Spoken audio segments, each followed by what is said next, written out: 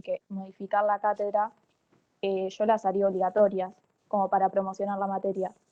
O, por ejemplo, algo que a mí me sirve y que en esta materia no tengo, es, no sé, a la mitad del cuatrimestre poner aunque sea un parcial, como, bueno, vos tenés la obligación de hasta cierto punto llevarla al día y es algo más como para la promoción.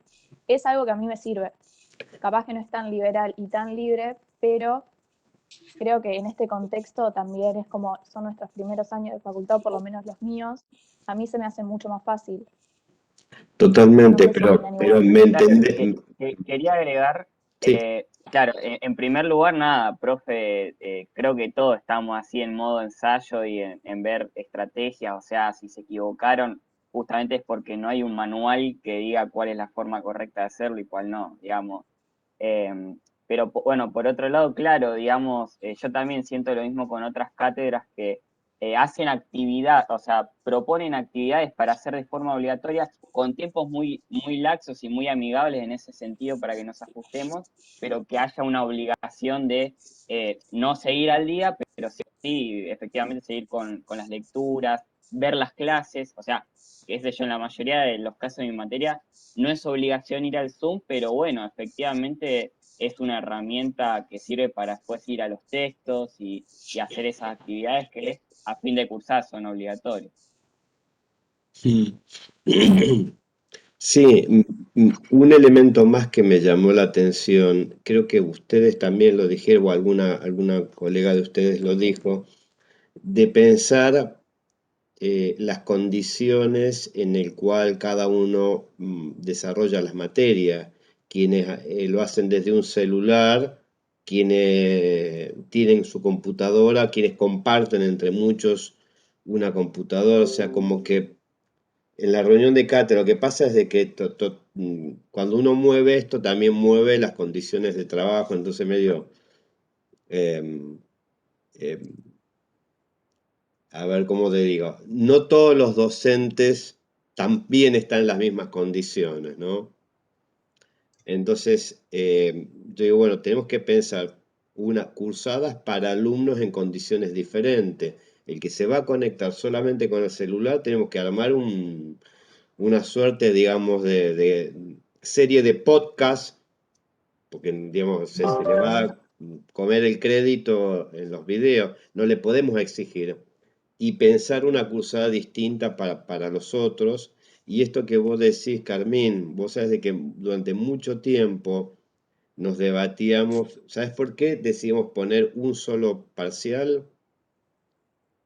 Porque nos pasaba de que cuando teníamos dos parciales, tenías que contar el día del parcial que no hay clase, el día del recuperatorio que no hay clase, y si hay artículo 14, hay otro día, hay 3 días que no hay clase. O sea, cuanto vos más exámenes tenés, la lógica de artículo 14, recuperatorio, las opciones, digamos, para aprobar, se vuelven en contra de la cantidad de clases.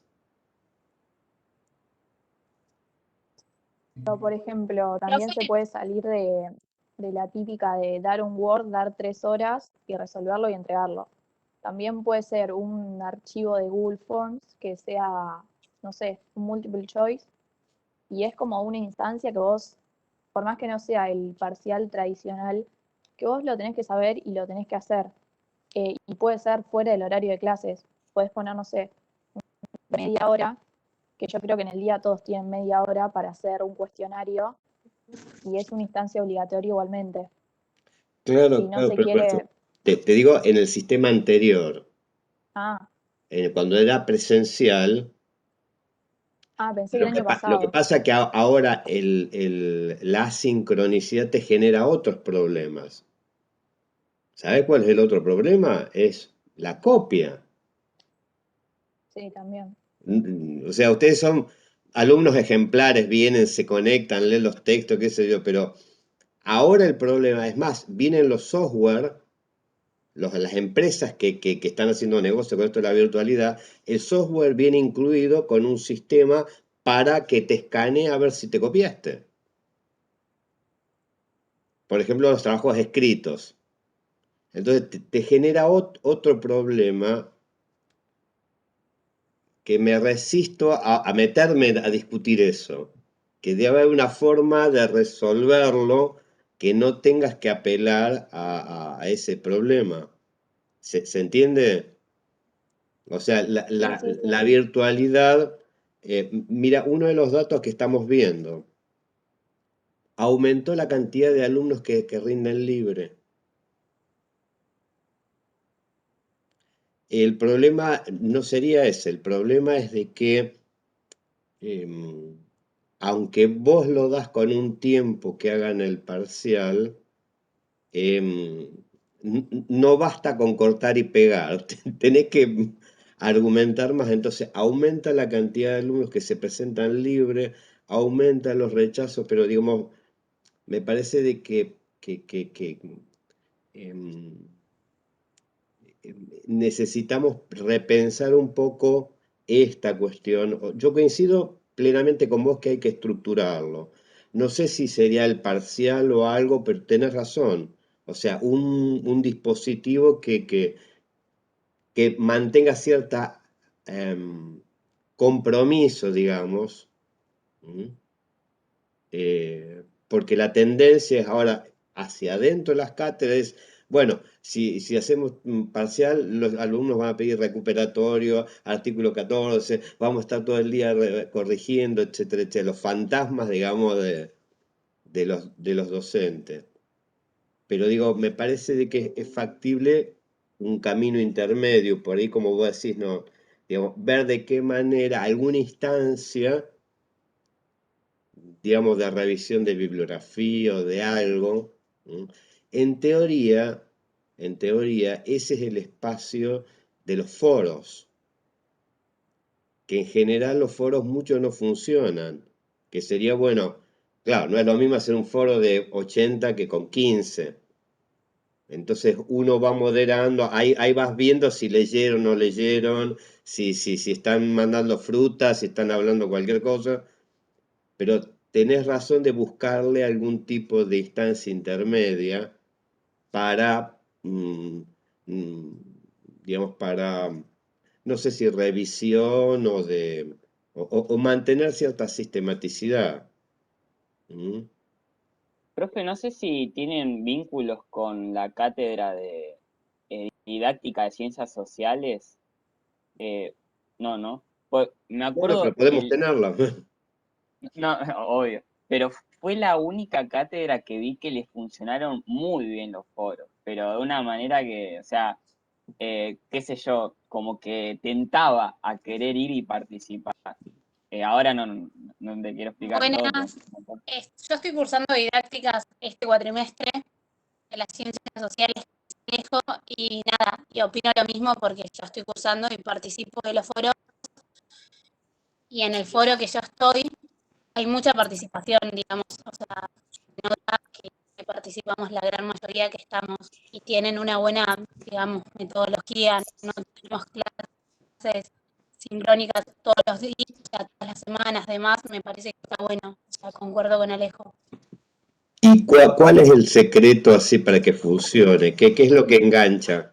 No, en serio, ¿qué es lo que engancha?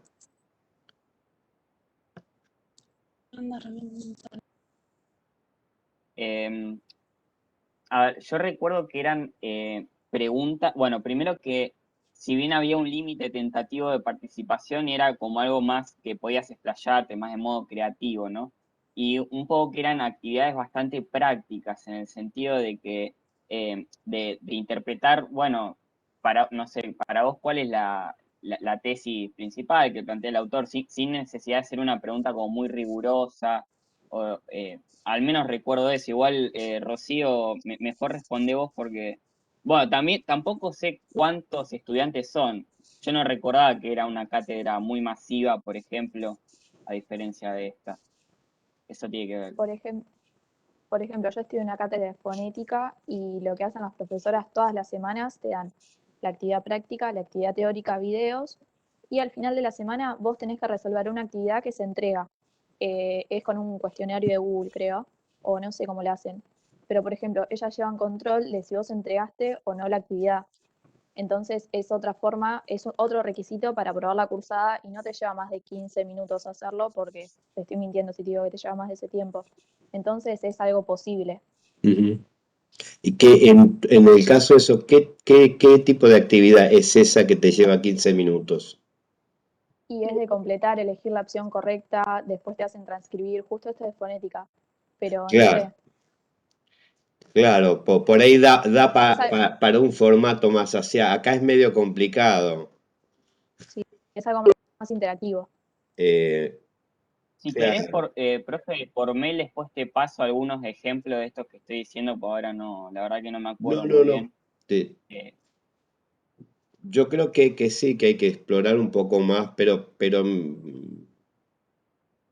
me parece de que digamos, como que la virtualidad, lo dijimos el año pasado, a diferencia del sistema anterior, dijimos, tenemos un stock de clases. Los contenidos no varían sustantivamente, un montón de clases grabadas, están los PowerPoint que hicimos, están las guías de clase. Dijimos, bueno, lo que falta acá es ampliar el espacio de interacción. Entonces dijimos, ¿por qué no en vez de tener un teórico de un montón de gente que está escuchando al titular, ¿por qué no yo me sumo a los prácticos y hacemos más horas, más bandas horarias? eh, y con la idea de este tema de la virtualidad, pensamos que era mejor, bueno, hacerlo más free, pero tenemos promedio en las 5 comisiones 13 alumnos. 13 en una, 17 en otra, ahora son 9. Y se anotan 400, entonces digo, algo estamos haciendo mal. Seguramente, o sea, vemos en el canal de YouTube que miran o que entran, que acceden, pero la sensación de que estamos ciegos a ver cómo va el resto. Por eso esto que vos decís, Carmín, está bien, o sea, alguna suerte de dispositivo que marque algún grado de vinculación, por ejemplo, que entregan los trabajos.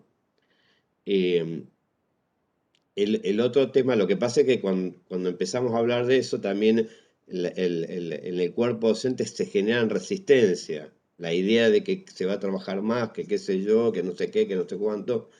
Eh, y también lo veo medio preocupante eso, porque digamos digamos como que el sistema universitario se está haciendo poco cargo de esta situación, ¿eh? Pero bueno, les cuento una cosita.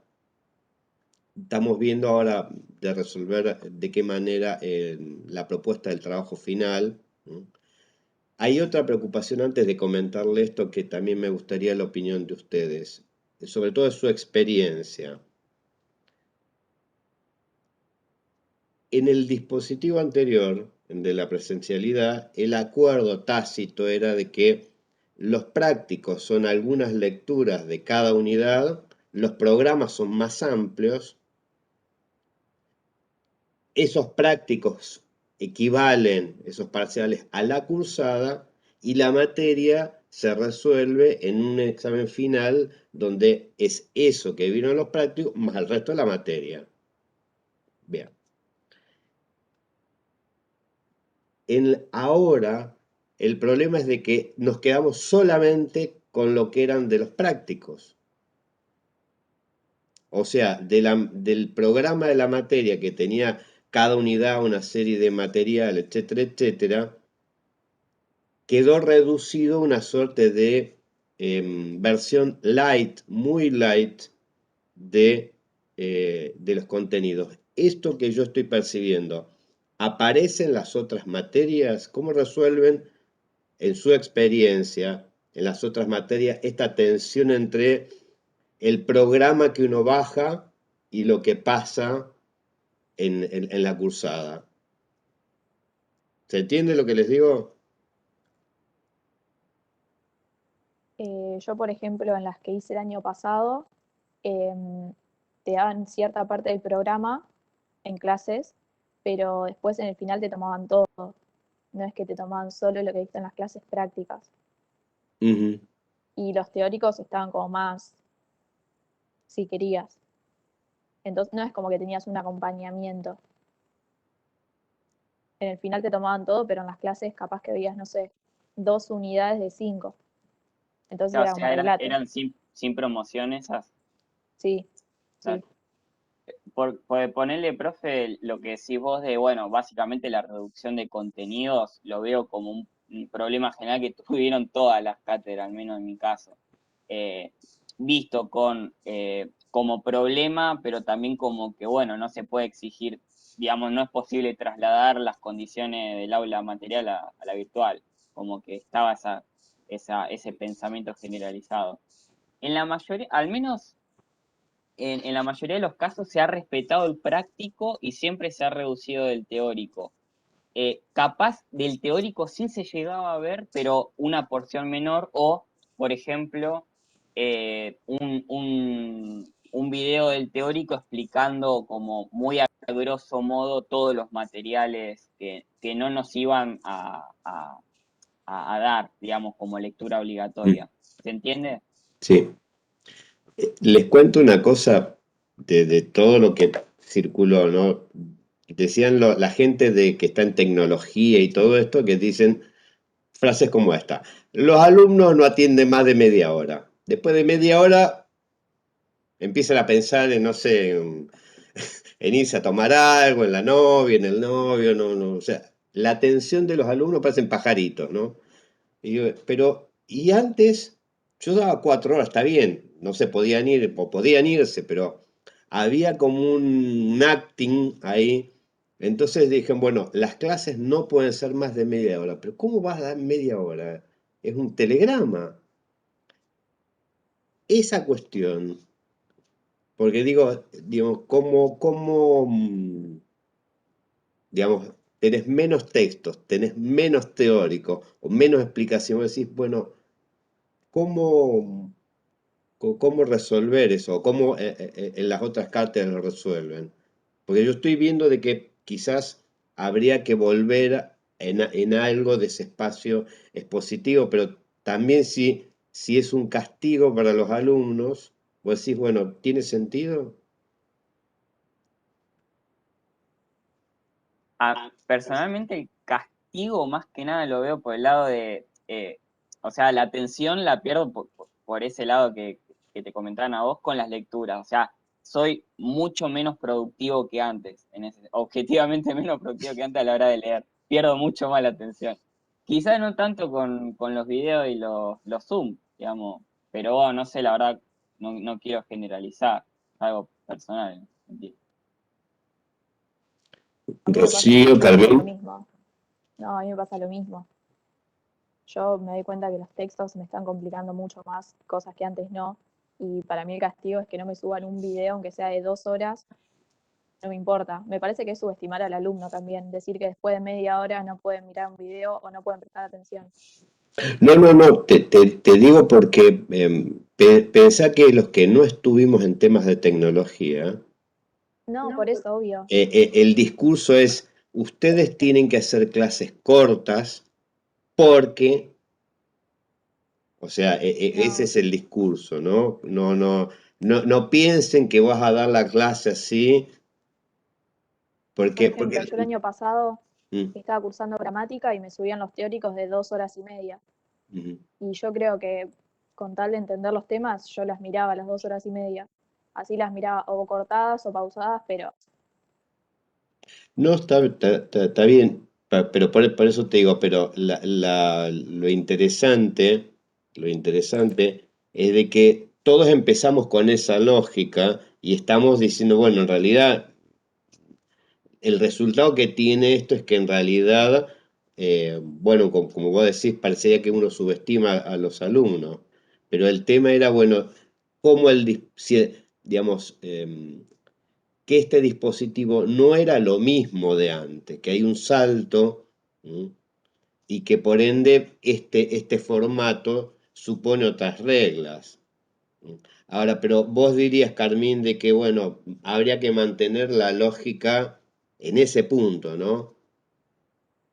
Igual que cuando estábamos ahí en Ensenada. A mí es lo que me sirve, no sé. Yo prefiero 2 horas de video y no tener que hacer sola la materia, Ok, no sé. ¿está Pero bien? es lo que a mí es lo que a mí me sirve, no sé No, al no, resto. no, está bien, está bien, Sí, está creo bien. que no es lo mismo tampoco tener 4 horas de videollamada que tener varios videos para ver o que te manden una clase escrita y un video que la acompañe. Como que Mm, se pueden buscar cosas que, o sea, yo sí creo que es necesario esa instancia como explicativa de los teóricos, porque no es lo mismo estar leyendo textos que no se explican en ningún momento o no tienen ninguna instancia de, no sé, de trabajos y de evolución del profe, no es lo mismo. ujú. Entonces yo creo que sí sirve, pero sí me pasa que materias que han intentado hacer videollamadas como del mismo tiempo que daban los teóricos en la presencialidad, es difícil de sostener para mí, no sé. Mm, Sí, bueno, yo concuerdo, o sea, está buenísimo y está genial la explicación, pero tener 2 horas de clase de una materia, después saltar a otra que también pretende dar 2 horas, ¿viste? Por ahí tenés 6 horas seguidas sin parar de contenido, no sé. Y también depende igual de la dinámica de la clase, porque si es un monólogo del profesor, pausado, lento, con muchos, bueno, 2 horas son impensadas, o sea, no se te puede. mata, sí, sí. Claro. Ahora, si es algo más dialógico como esto, bueno, por ahí, tipo donde hay exposición, pero también hay un momento de debate, creo que sí se podrían hacer tranquilamente 2 horas, no sé. Mm. Pero a mí personalmente, exposición de 2 horas me mata. Prefiero estar sentado leyendo literal. Porque la otra opción, eh, a ver, piensen, pónganse en lugar nuestro, o sea, son 400 alumnos. No, el escenario no es que va a haber poco. Entonces, una opción que ahora se me está, es pensar comisiones como si fueran estas mismas comisiones, como si fueran teórico-práctico. En vez de que hay un teórico, porque el problema es si juntás a todo, 400 hacen preguntas 2, 3 y el resto, o sea, necesitas un problema de escala. Entonces, ¿qué pasaría? En la cátedra, en realidad en eso no hay problema porque todos son doctores. Desde el ayudante hasta el profesor son todos, hicieron su doctorado, son investigadores, o sea, todos están en condiciones de dar excelentes teóricos.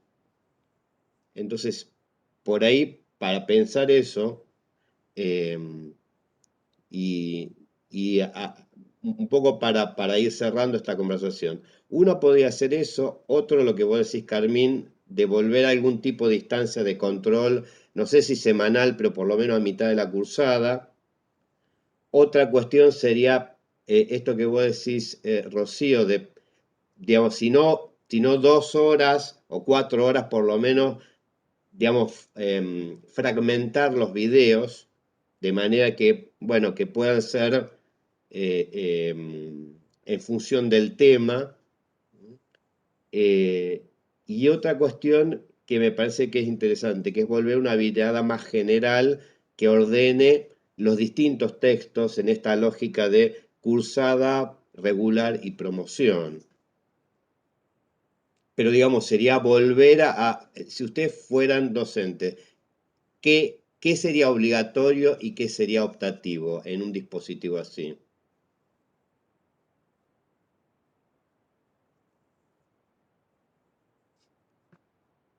A mí lo obligatorio es la instancia de evaluación, no sé si de evaluación, pero aunque sea ver que tenés la materia del No, día. no, la Y más, evaluación sí, pero en cuanto a la ah, asistencia y las condiciones para obtener la regularidad. no, para mí las clases tienen que ser obligatorias. Y más en una materia que es promocionable, como esta. Ok. Yo creo que es Alejo, Rocío. difícil, ¿Sí?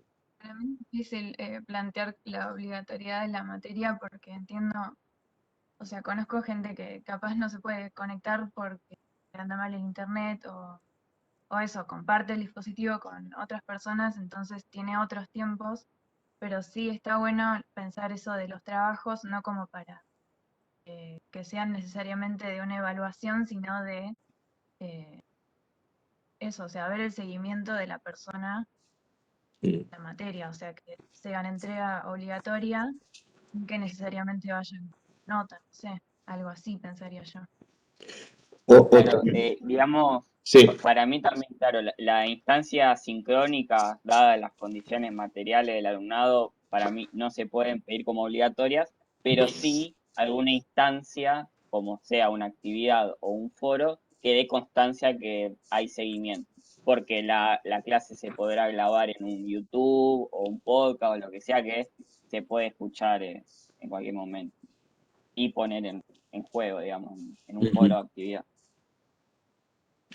Hoy llegó, última, y después nos metemos en la unidad. Hoy llegó un mail de la decana que dice que el segundo semestre otra vez sopa.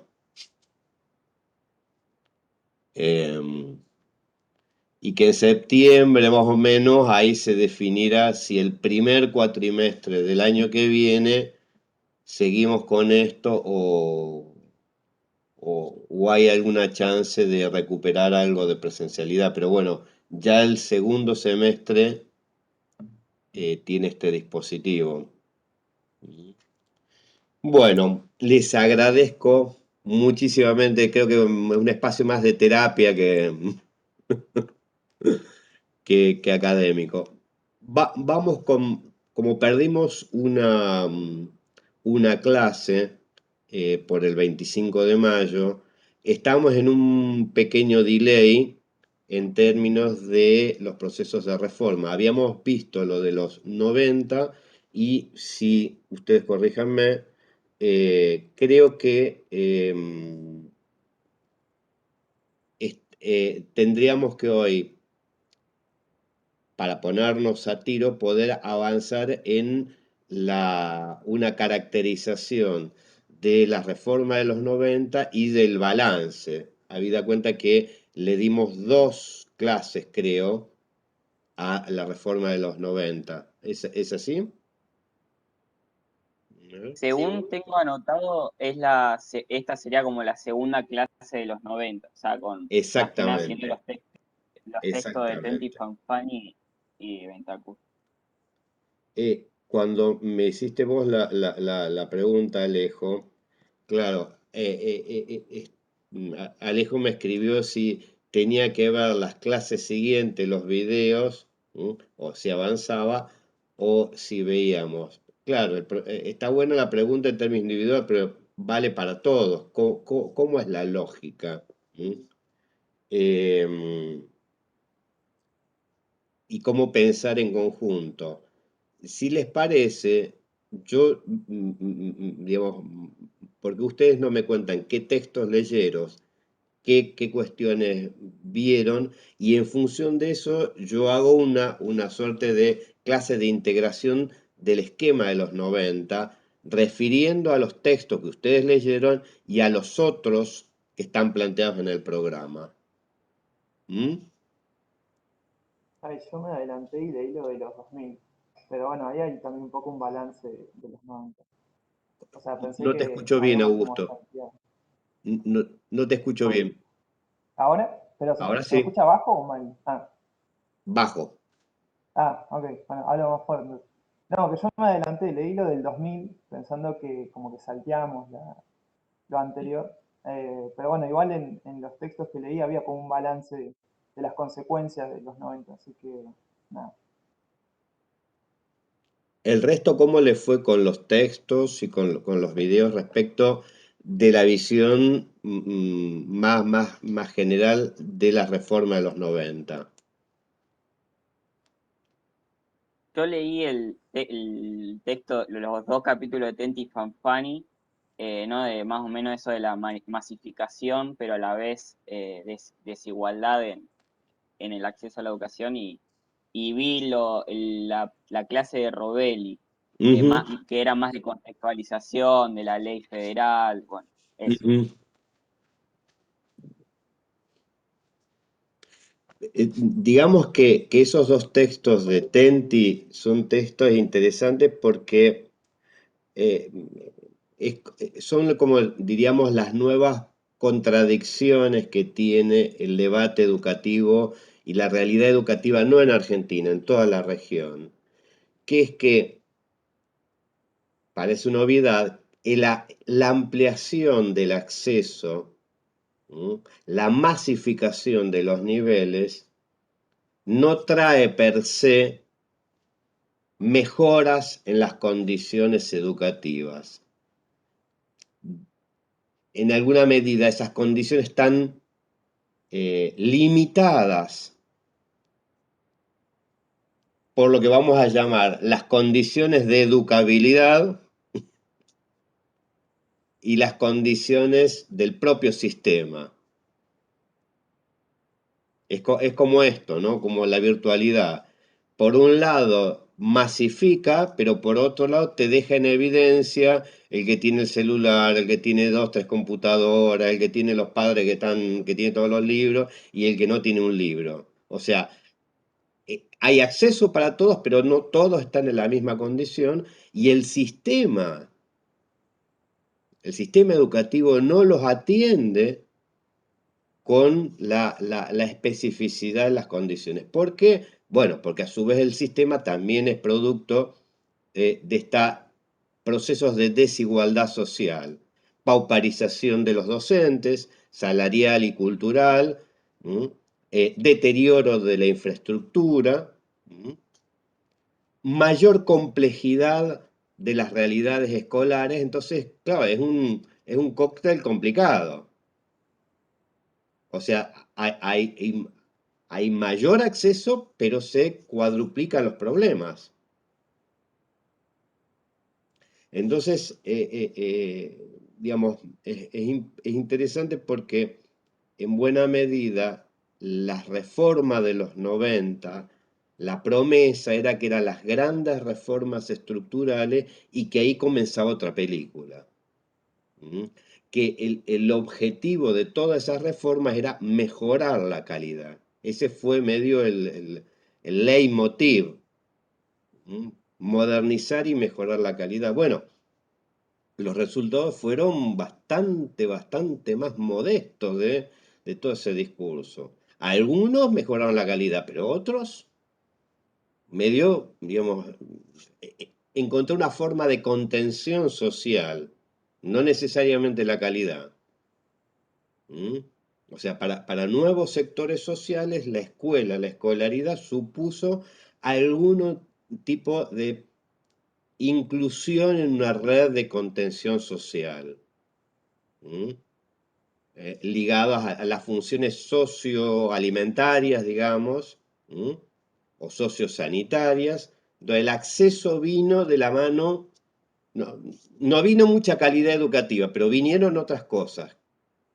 O Que sea, de hecho me encanta o sea, como me parece muy crítico el autor porque, digamos, no dice que eso no hay que hacerlo, digamos, no dice que las condiciones materiales hay que ser obviadas, sino que apunta a que justamente los recursos de la escuela, las funciones de la escuela, hasta la identidad profesional de los docentes se ve deteriorada.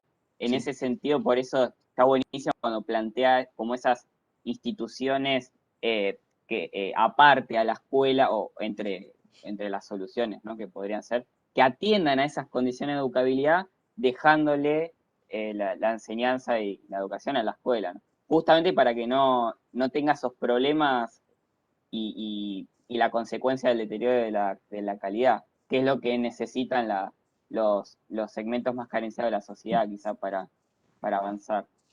claro, digamos que situándonos en los 90, la lectura política era de que, la frase célebre de Mellen, estamos mal, pero vamos bien. O sea, la idea de que el estar mal era una etapa, bueno, era el precio que había que pagar para entrar al primer mundo, pero después veríamos los beneficios. Ese relato, bueno, es lo que, digamos, se constató ya en las crisis hacia fin de siglo, de 2000, no solamente en Argentina, en toda la región, de que, bueno, que realmente los costos de esas reformas vinieron de la mano de profundización de no solamente el fenómeno de la desigualdad, que ya estaba antes, sino el fenómeno de la polarización social, de que así como hay más pobres, peor pobres, hay ricos más ricos. O sea, una sociedad mucho más, digamos, mucho más atravesada, más fragmentada, y que el sistema educativo también iba adoptando estas maneras fragmentadas de atención a la población. Sectores medios altos que fugan para el sector privado, sector medios bajos que, como diría Mauricio, caen en la escuela pública. O sea, hay una redistribución de la matrícula y aparición de un nuevo fenómeno, que es que dentro de lo privado empieza a haber distintos segmentos, los VIP, recontra VIP, y las parroquiales, y dentro del sector público también, los que atienden los sectores más sumergidos, más de la marginalidad, y esas escuelas que intentan, en cierta manera, escaparle a esos sectores. O sea, de que es interesante porque cada vez en la investigación decir escuelas ricas y escuelas pobres es no decir nada, porque esa división o público-privado no estamos diciendo nada. Tenemos que, digamos, adjuntar algún criterio, por ejemplo, decir parroquial, ahí estamos diciendo que es privada, pero que no es de los sectores altos. Es más bien la clase media, media baja, algún sector popular, cuentapropista. Que si yo digo las escuelas, los colegios universitarios, también estoy diciendo otra cosa. Son públicos, pero atienden otra clientela. O sea, digamos, se va segmentando al interior del sistema educativo. Entonces, eso es lo que plantea un poco los textos de Tenti, bueno, y que nos llegan hasta ahora. Lo que pasa es de que frente a esa situación, y acá es interesante, nos mete un poquitito en la reforma de los 2000.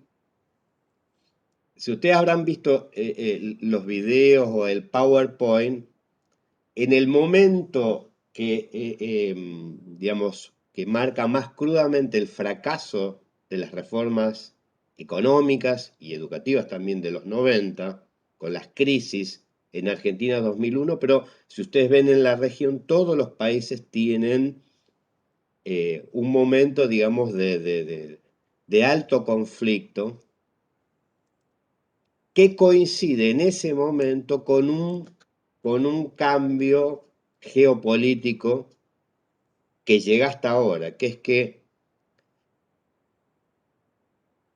el centro dinámico del capitalismo mundial se desplaza de Occidente a Oriente. Entonces, al ser China la gran locomotora del crecimiento, como potencia emergente, genera una situación bastante particular para la región, que es que lo que tradicionalmente exportaba, que eran materias primas, productos no elaborados, se sobrevalorizan en este monstruo que compra todo.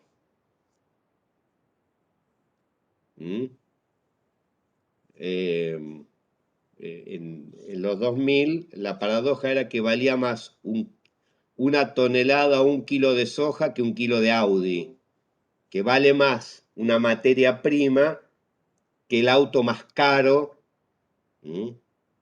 Entonces, eso genera una El situación. boom de las commodities, ¿a eso te referís? Exactamente.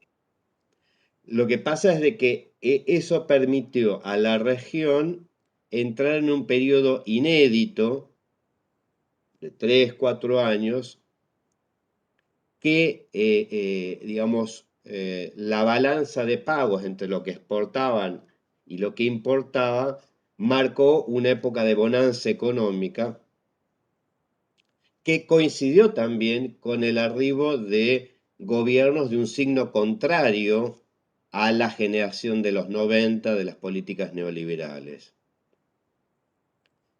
Por supuesto, dentro de esas distintas formaciones, experiencias muy distintas, de tradiciones muy distintas, desde la concertación chilena, que ahora está barrida por el plebiscito. O sea, en Chile hasta ahora, hasta las últimas elecciones, había un polo de centro izquierda y un polo de centro derecha, que se alternaban en el gobierno. Bueno, el último plebiscito borró a los dos sectores, una atomización de fuerza. Bueno, en los 2000, los que capitalizaron esa bonanza económica en Chile fue esta coalición de centro izquierda. En Uruguay fue el Frente Amplio, en la Argentina el kirchnerismo, en Brasil los años de Lula y Dilma, en Bolivia Evo Morales. Digamos que la región, digamos, estas reacciones frente al fracaso de las políticas neoliberales vino acompañado de este boom de los commodities, y que entonces ahí es interesante porque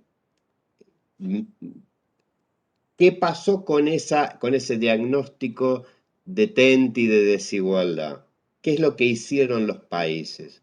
Eso es muy interesante porque, a diferencia de los 90, que decíamos que hubo una agenda, digamos, impulsada por organismos, en los 2000, los países tuvieron mucho margen de autonomía y por ende cada país fue construyendo una agenda de prioridades y que nosotros podemos ver como un ciclo de reformas, como una interpretación retrospectiva. No es que hubo un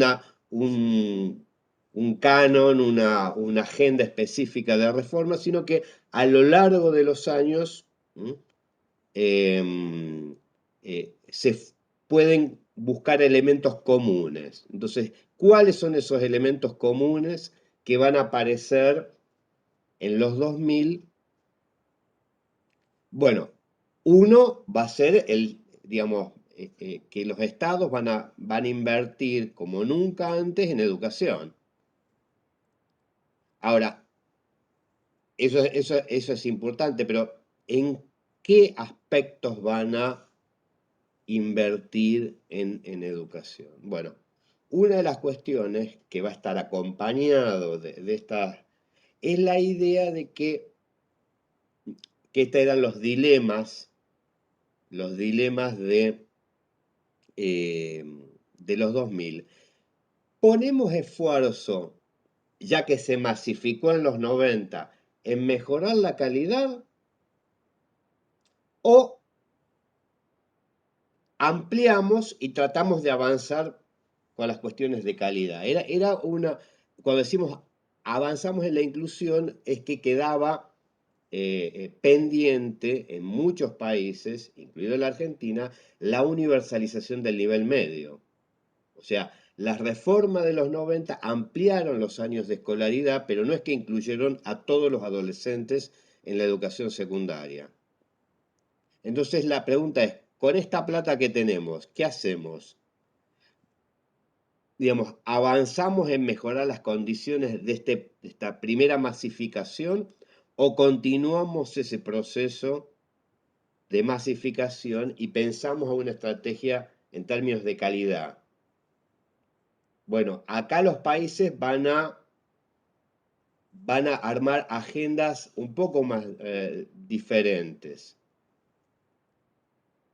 En algunos se va a poner más el centro en la expansión del sistema y sobre todo alrededor de lo que se va a llamar las políticas de inclusión educativa. En algunos países esas políticas de inclusión estuvo asociado a la inclusión de poblaciones específicas, de pueblos originarios, del acceso de las mujeres, del acceso en las zonas rurales.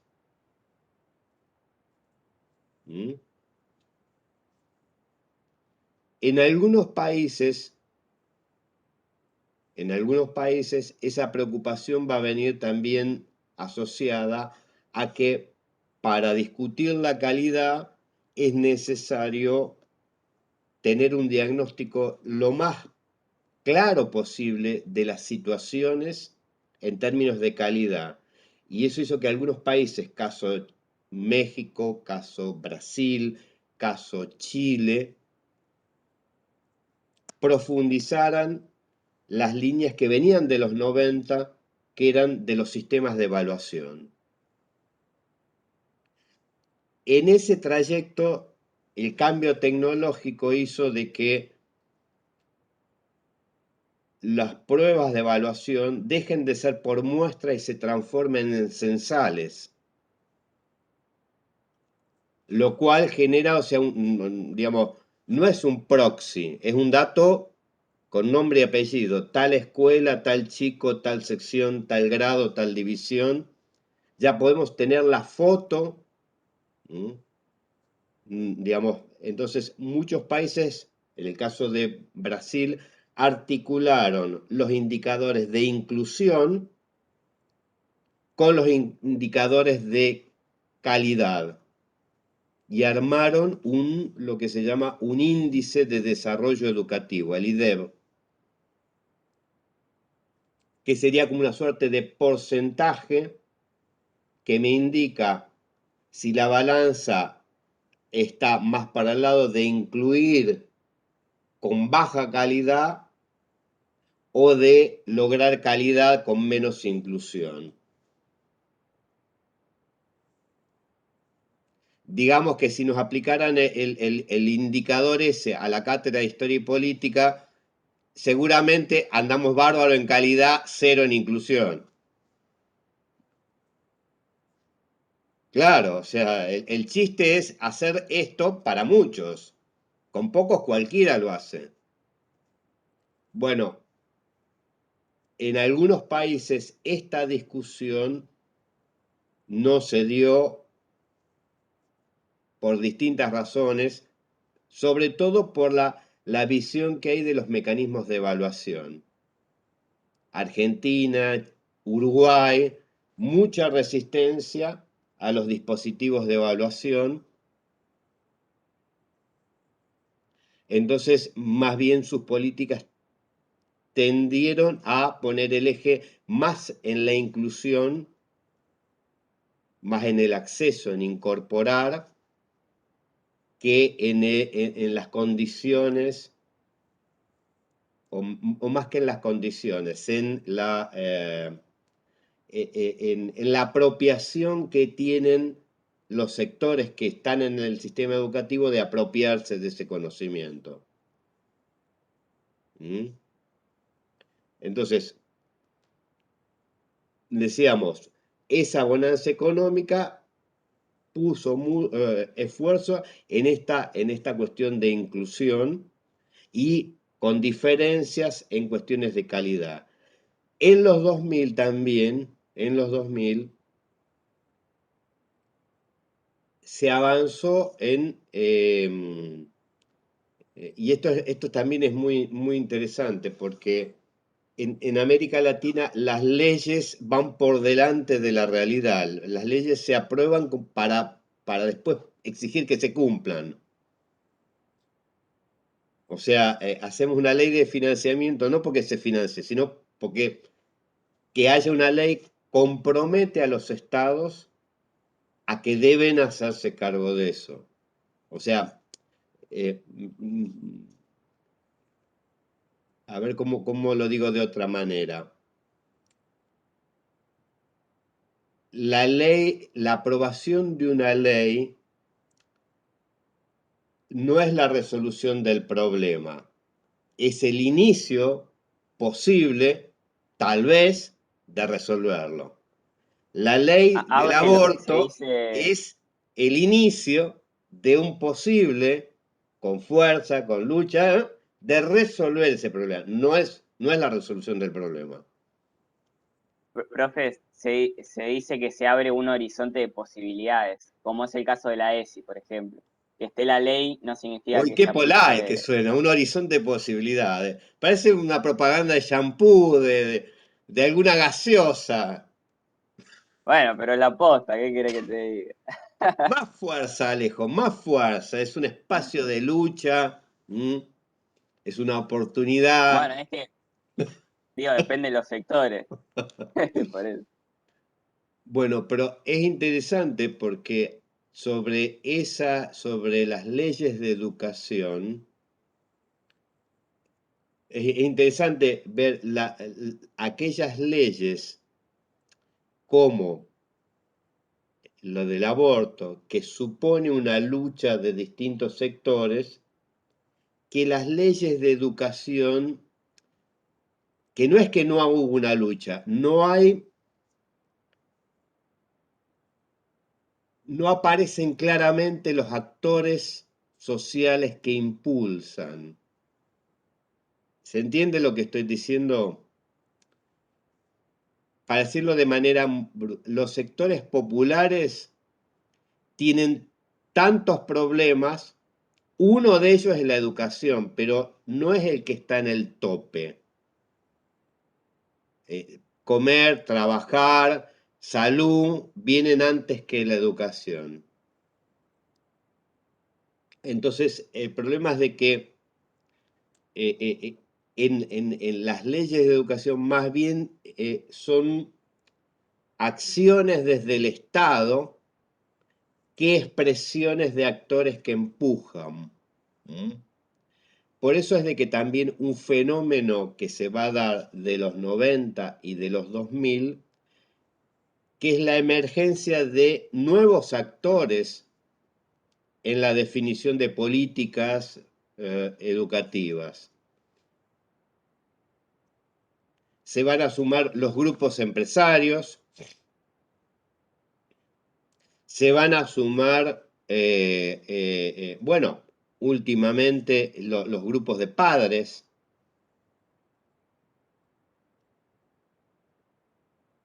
Pero lo cierto es de que digamos, los sectores que más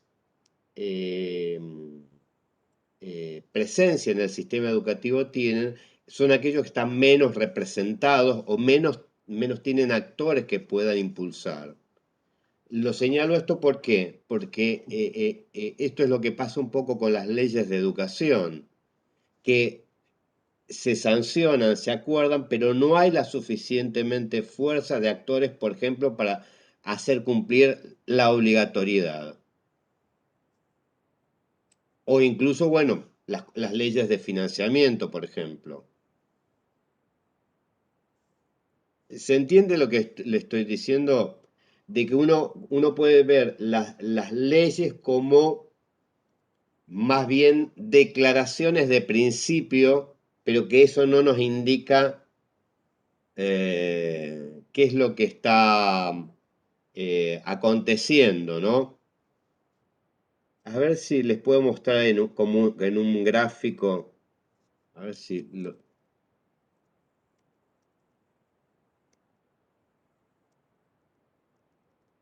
Bueno, ustedes vieron el PowerPoint del balance de las reformas, ¿no?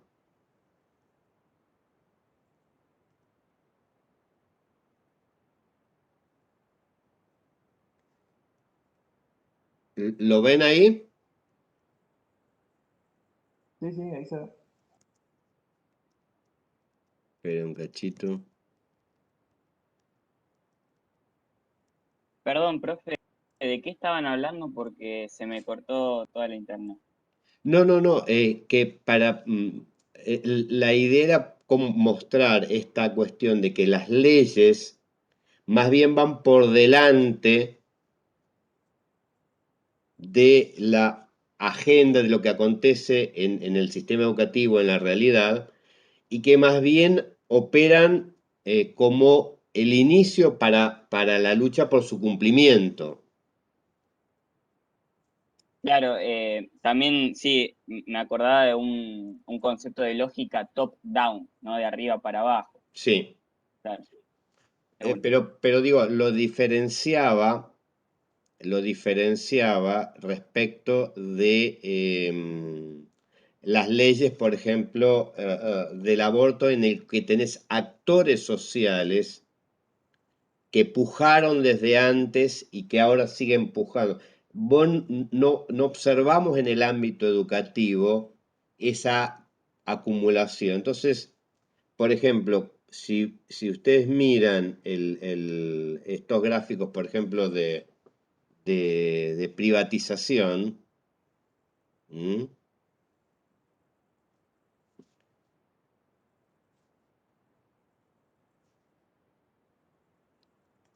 En los 90 y en los 2000, como que las leyes parecerían mostrar cierta refuerzo del sistema público, cosa que es real, pero no necesariamente eso se traduce en las dinámicas internas del sistema educativo. ¿Mm? Eh, los datos estos que muestran cómo estos movimientos de pasaje de los sectores medios bajos, medios altos al sector privado, no es que en la reforma de los 2000 estos sectores volvieron al sector público, no. En realidad, ahora digamos, en la coyuntura de pandemia y de crisis, ya hay los síntomas de un retorno de algunos sectores, de cierre de escuelas primarias y aumento de la matrícula en el sector público.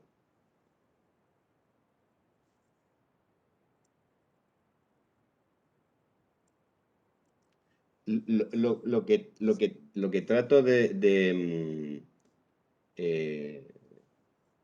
de señalar es que cuando uno mira frente a ese diagnóstico que se hacía en los 90, estos textos de Tenti, lo que uno mira en la década de los 2000 es que, digamos, las respuestas que se dieron a eso no alcanzaron a modificar esa tendencia. ¿Mm? A pesar de los años de bonanza el boom de los commodities.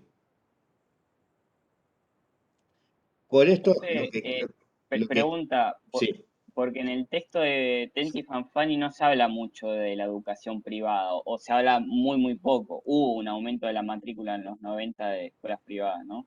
totalmente. Si vemos, les comparto, eh,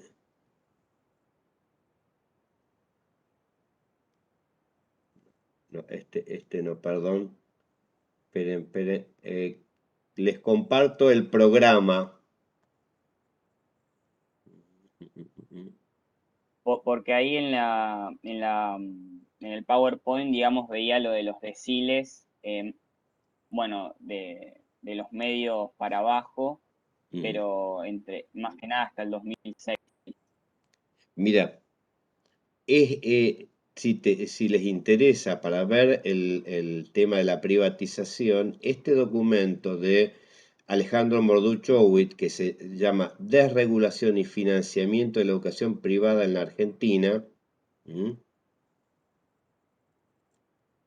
es un documento interesante porque cómo te muestra que en los 90 ese proceso de masificación de la educación pública vino acompañado también de una expansión del sector privado. ¿Mm? Ese documento es muy, muy interesante. Después, es muy interesante porque tiene datos, ¿no? Después lo que pueden incorporar es este trabajo de Mónica Pini, de experiencias en los 90 de un tipo de privatización que es este modelo de escuelas charter, llamada. Fue un intento de hacer como si fuera una suerte de escuelas privadas con financiamiento público, sería. Las escuelas autogestionadas, ¿no? Algo Sí, así como con digamos, gestión privada, pero escuelas públicas de gestión privada o con subsidio público vendría a ser. Pero digamos, la idea no es que cobran matrículas, sino de que el Estado las subsidia en función de un criterio, digamos, de financiamiento de la oferta, por cantidad de alumnos. ¿Mm? Muy tomando la experiencia de Chile, que es financiamiento a la demanda. ¿Mm? claro, recuerdo en Fundamentos de la Educación vimos un poquito de las charter, pero que no eran experiencias tan, digamos, argentinas. No, Como que, o al menos no se le dice de esa manera. hay experiencias de estas escuelas que se llaman autogestionadas en San Luis. Ahí los Rodríguez A y también hicieron punta en los 90 con una experiencia, y esas escuelas todavía siguen funcionando. ¿Mm? Pero no hubo una escala nacional, ¿no? O sea, son escuelas que son subvencionadas por el Estado, pero que a la vez abonan la matrícula. Vamos a explicarla mejor porque está bueno. La idea es que las escuelas públicas no tienen autonomía. Este es el discurso, digamos, que justifica estas nuevas escuelas, en el cual las regulaciones que tienen esas escuelas, las públicas, bien definidas, digamos, de manera central. Estas escuelas serían escuelas cuya gestión es privada. ¿Qué quiere decir? De que tiene autonomía para contratar el personal docente, que tienen autonomía para redefinir el currículum, un mínimo común, pero después autonomía para la definición curricular, y tienen, digamos, la única condición es que no sean selectivas, no pueden elegir a los alumnos, pero a cambio de eso reciben financiamiento estatal en función de qué, bueno, del número de alumnos, como si fuera, damos un valor estimado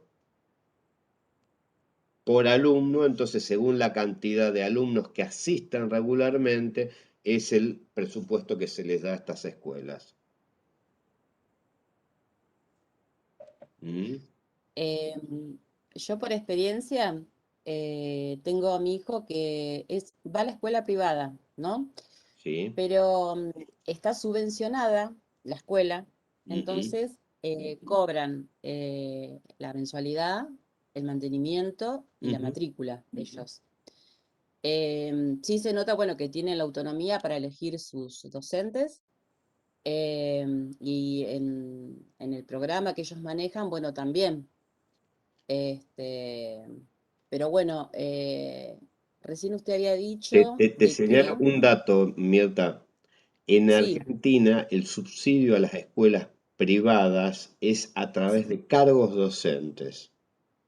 ajá, O sea, cuando vos decís que tiene el 100% del subsidio público, quiere decir que el 100% de los cargos docentes los paga el Estado.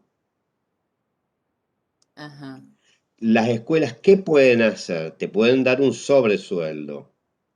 pero no... Claro, en esta escuela se dio eso. Cuando había problemas, digamos, Ujú, antes que empezáramos la pandemia, es como que una parte se hacía cargo el colegio de pagarle, digamos, algo extra a los docentes. ujú. Sí. Pero por eso digo, en este caso de las escuelas charter, Ujú. imagínate que el subsidio no tiene que ver con los cargos docentes, sino con como si vos hicieras, voy a dividir el presupuesto educativo por Sí. cantidad de alumnos. Ese me daría un valor. Y lo Ajá. multiplicas ese valor por la cantidad de alumnos asistentes. Te da una masa de dinero. El principio de estas escuelas es que esa masa de dinero se les traslada a esas escuelas, en el cual Ajá. ellos van a definir cuánto y quién va a dar clase, cómo van a pagar la luz, todo el resto de las cuestiones. Claro. O sea, Ahora, sí. sí, con respecto a los alumnos, ellos tienen como que, como son de origen ucraniano, cuando ingresan los chicos es como que le dan prioridad a los que son de origen o que tienen parientes ucranianos. Después, en segundo orden, es como que ingresan los que tienen hermanitos en otra, o sea, en otro grado o en otra división. Después, en tercer lugar, los que viven a una distancia mucho más cercana. Y bueno, y Pero después que es en una último lugar, escuela de origen ucraniano, sí, una escuela de... está, Mirá qué interesante. ¿Acá en La mi hijo Plata? asiste en Berisso. Ah, claro, por supuesto, que hay una comunidad grande de inmigrantes ucranianos. Mirá qué bien, Y sí, acá le dicen crisol de razas porque bueno, hay de todas las colectividades, totalmente. incluso cuando llega el mes de septiembre se hace una fiesta, que es la fiesta del inmigrante, donde están todas las colectividades y bueno, presentan su vestimenta, sus comidas típicas, se hace una gran Te hago fiesta. una pregunta, Mirta. ¿Qué otras Sí. colectividades tienen escuelas? Yo sabía, o sea, tradicional las italianas, pero digamos, ¿qué otras colectividades tienen escuelas propias? Como el caso de los Mm, ucranianos. Y esta es, o sea, es particular, digamos, no hay muchas escuelas privadas acá. Esta otra, bueno, que se llama el Canosiano, pero ahí es como que entran chicos, o sea, no, digamos, sin importar, digamos, de qué colectividad sea, no hay una selección, como quien dice, previa a eso. No, ya sé, Eh, lo que me interesa es esa cuestión de colectividad. sí, Eso como que son como escuelas, si fuera, sí, como si fuera la escuela italiana, digamos, en La Plata. exactamente. Claro, no, acá la que más se define, bueno, es esta, la ucraniana, y después, no, las demás, hay dos más, tres prácticamente, que son privadas, pero que, bueno, no está definida una determinada colectividad. Ujú. Pero esto, bueno, yo digo por experiencia propia, porque, bueno, yo soy argentina, pero mi marido era argentino, pero los padres, el padre era alemán y la madre de origen polaco. Entonces, por la descendencia por parte de la abuela, mi Ujú. hijo pudo entrar a la escuela, porque veníamos Pero, de la ¿y de ascendencia dónde vienen argentina. los ucranianos? Ya me perdí entre tanta Europa del Este. Claro, vendría a ser el ucraniano, yo dije polaco. Ucraniana era la abuela, digamos, de mi hijo, por parte del padre.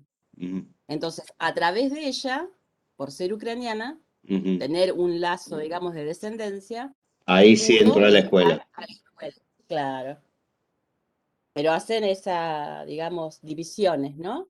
Es Ujú. más, yo me acuerdo cuando entró mi hijo a la escuela, entró en el jardín y había fichas de un montón de chicos, porque es una escuela como que mucha gente quiere que los chicos vayan ahí, y ponían el que tenía origen ucraniano una U en la ficha.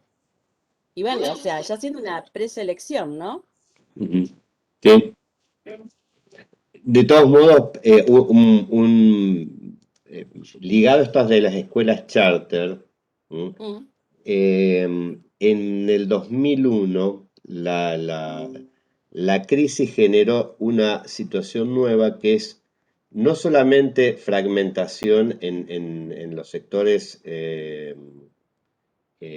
populares o en los sectores altos, sino sobre todo ujú, en los sectores que más fuerte les pegó la crisis, y donde surgieron los movimientos sociales de desocupados.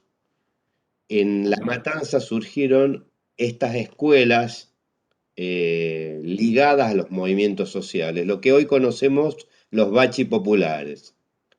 Hoy los bachi ujú, populares están más estructurados, pero en sus orígenes eran formas autogestivas así como se autogestionaban el comedor, se autogestionaban la educación.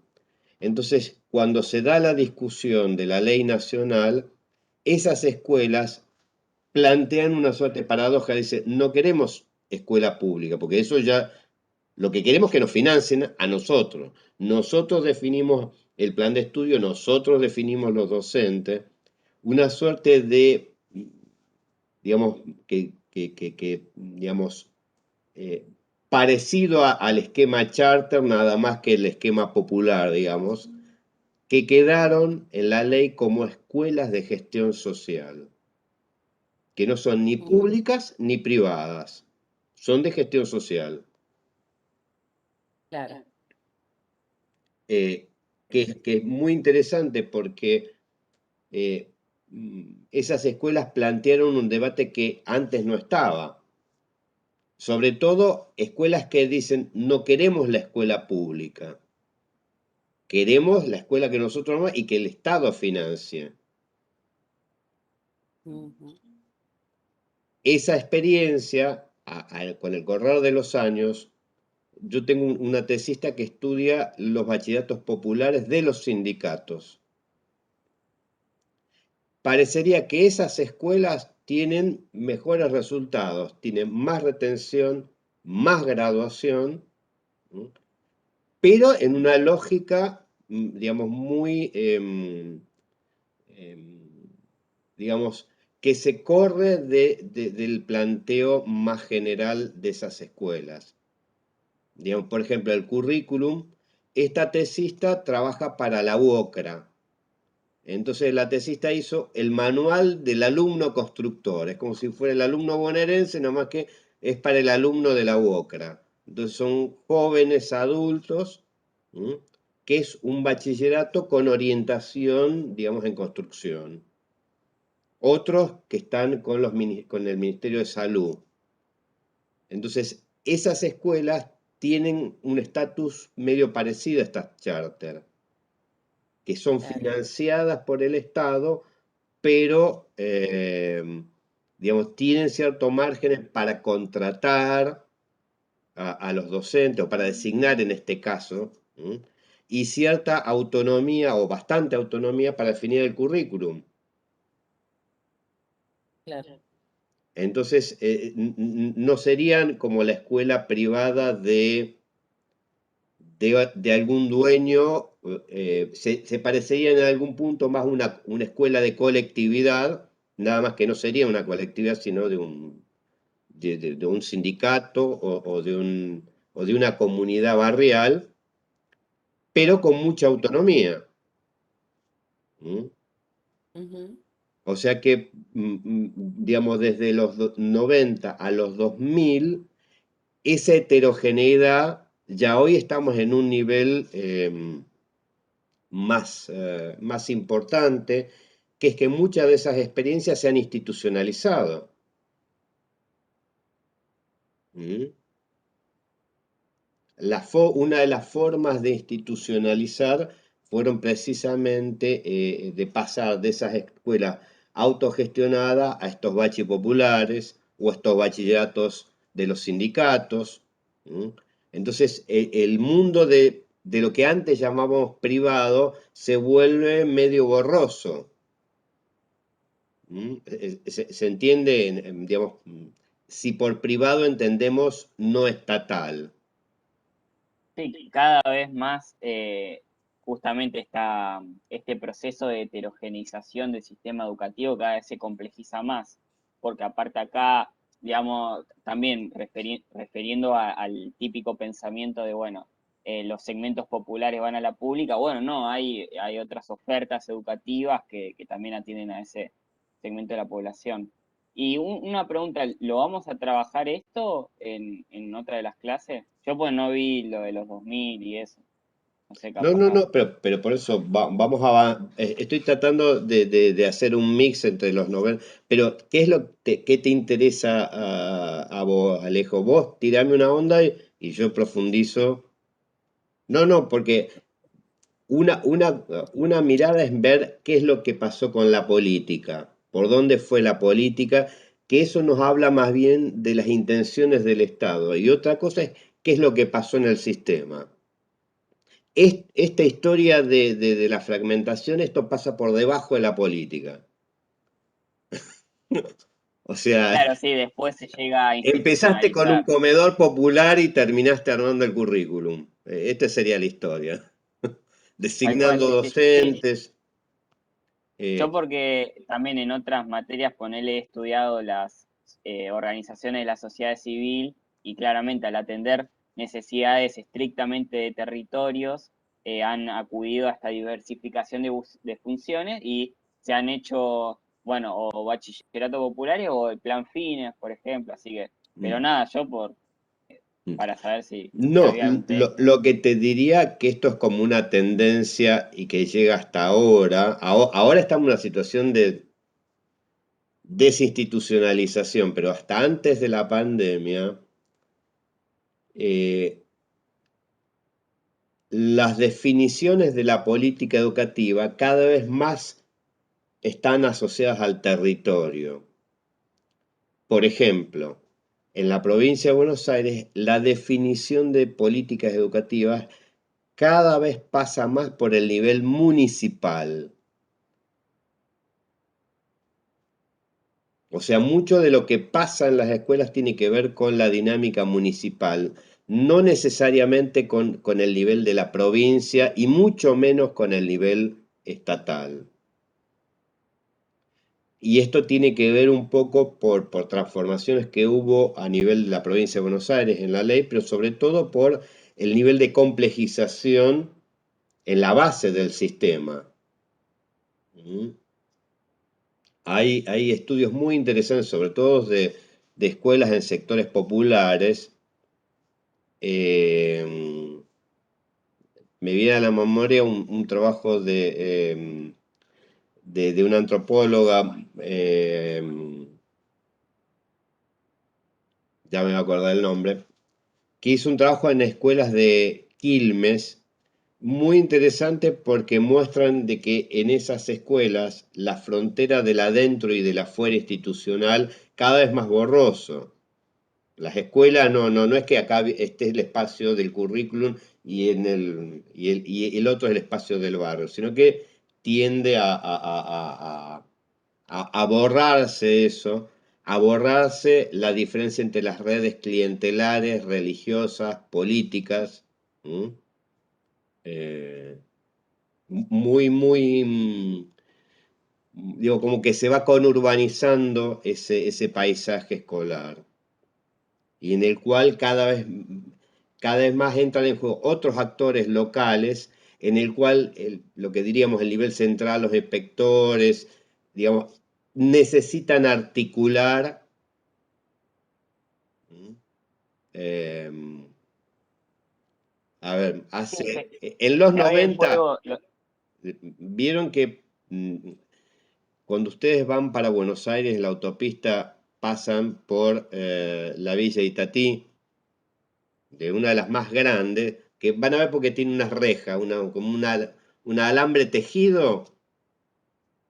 Bueno, eso está en la zona de Bernal, de Quilmes. En los años 90 yo daba clase en la Universidad de Quilmes y hacíamos trabajo en esa villa, en la escuela. En esa época, estoy hablando hace 30 años, había que negociar con los punteros para que no te afanen.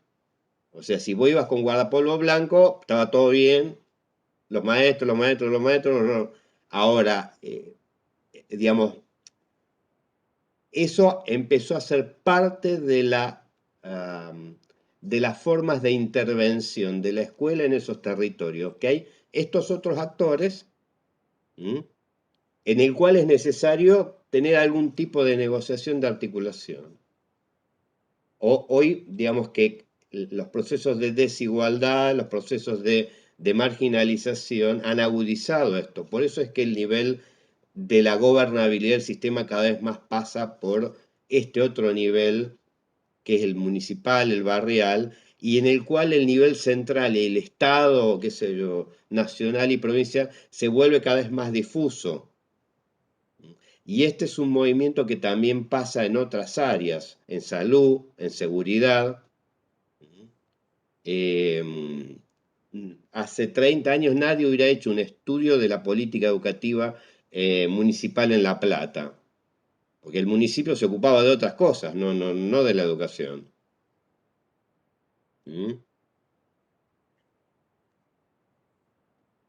Bien. ¿Alcanzaron a leer el otro texto que tenían para esa unidad? Que era el de... Betancourt. Sí, exactamente. Lo pifié un poquito, pero no llegué a leerlo todo. Y eso que tuve 2 semanas. Bueno, no hay que hacerse tanto autocrítica. Bueno, entonces lo que podríamos hacer es lo siguiente, pues ya estamos... no, tenemos un ratito más.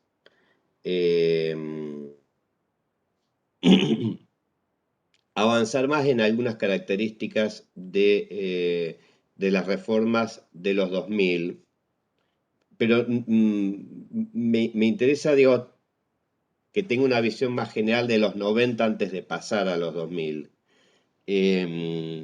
Porque es muy importante, si ustedes quieren, en términos de, para la Argentina, la reforma de los 90 es una bisagra, mucho más que la reforma de los 2000, porque es, en primer lugar, la primera ley integral, orgánica, casi diríamos desde la fundación del sistema educativo. Cuando digo una ley orgánica, me refiero a una ley que implicaba todos los niveles educativos, que suponía también una definición más estructural del sistema, y una ley que, digamos, avanzaba en fijar ciertas responsabilidades. Hasta ese momento, digamos, hubieron intentos de reforma puntuales que, como como fuimos viendo, fueron intentos fallidos. Se intentó en la reforma Saavedra Lamas, digamos, en las primeras décadas del siglo. El peronismo introdujo modificaciones, pero no hubieron leyes de educación. Introdujo cambios en el sistema educativo, pero el peronismo no armó una ley orgánica. Sí tuvo, por ejemplo, para las universidades, una ley más integral, pero con el sistema educativo más bien operó sobre introduciendo cambios en los niveles. En los años 60, también lo fuimos viendo, hubieron intentos de reforma como la reforma Astigueta en tiempos de Onganía, pero el cordobazo la desactivó. O sea que recién tenemos que llegar a los años 90, durante el periodo de Alfonsín, hubieron varios proyectos de ley, pero no se trató ninguno. O sea que llegamos hasta los años 2000, que es la primera vez que hay una ley orgánica desde la fundación del sistema educativo. Ahora, esa cuestión, este rasgo es importante porque va a venir de la mano con el cambio de la estructura. O sea, no es solamente que es la primera ley orgánica de todos los niveles para todas las provincias, sino que viene de la mano de un cambio de la estructura, que a su vez es la estructura histórica de escuela primaria de 7 años y modalidades. Bachillerato, comercial, industrial. Entonces, al cambiar la estructura con esto del eje B y el polimodal, modifica esta idea que teníamos respecto a la forma de organización del nivel medio. La reforma de los 2000 va a plantear esta idea de la obligatoriedad del nivel medio, pero en buena medida va a mantener este criterio generalista que se dio en los años 90. O sea, no volvimos al modelo de perito mercantil, industrial, bachiller. O sea, digamos, las reformas de los 2000 van a ampliar la obligatoriedad al nivel medio, pero van a mantener el criterio de un nivel generalista o por áreas eventualmente, que era el criterio un poco que en la reforma de los 90 se le quiso dar al polimodal, por áreas, por campos, como se decía, del saber y del hacer. O sea, no se volvió a una estructura más ligada a que el secundario prepara para un puesto de trabajo, sino más bien para un espacio amplio. ¿Se entiende esta diferencia? Esta diferencia y similitud, ¿no?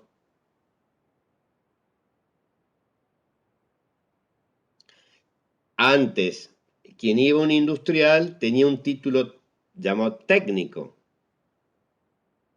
Y uno iba con el título de maestro mayor de obra, técnico electromecánico, ¿no? Y decían, bueno, a ver, los que de estos nuevos cambios, sus títulos son títulos generales. No habilitan ni están pensados para la habilitación profesional, son generales. Pregunto, ¿qué títulos del secundario tienen ustedes? Yo de bachiller en ciencias sociales. Por eso.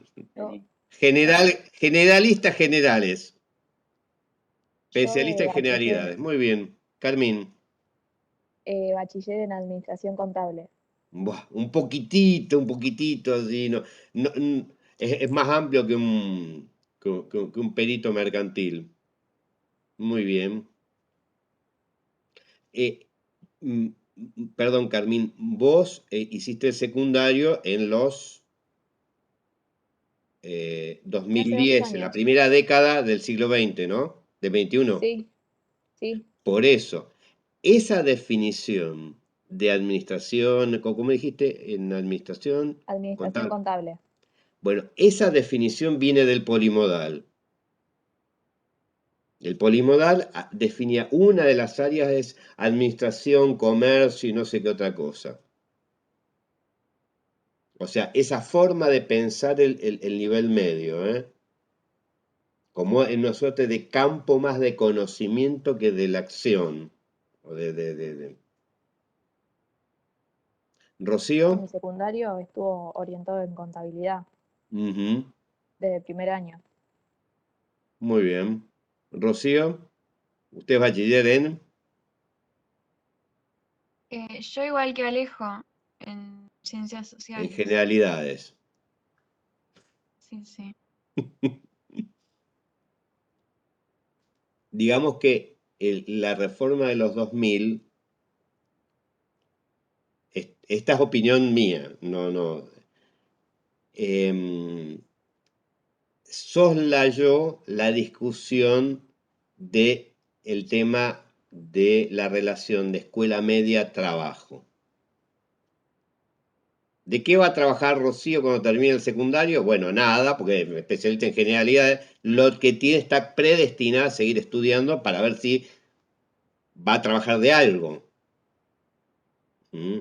En los 90 el argumento era el polimodal, es esta cuestión más general, y la inserción profesional se iba a dar en los llamados trayectos técnicos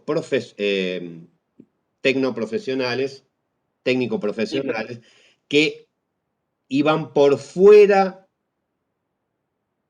sería un sexto y un séptimo año. profe, Sí, yo justo te iba a decir eso, yo tengo amigos que estuvieron en un colegio técnico, por ejemplo, y ven que, bueno, tienen otra, de hecho tienen un séptimo. Claro, sí. va por ahí, pero es como una trayectoria distinta, es como otro tipo de sistema, pero otro tipo de trayectoria. El tema fue interesante porque la reforma de los 90, sobre todo en las escuelas técnicas, supuso reconvertirlas en estas generalidades. O sea, pasar de un perito mercantil a administración, bueno, más o menos. Pero el tema eran las técnicas. Muchas trataron de mantener esa estructura más profesional, ¿m? Más bien reconvirtiéndose de técnicas en tecnológicas, ¿m? En temas de computación, en temas de electrónica, ¿m?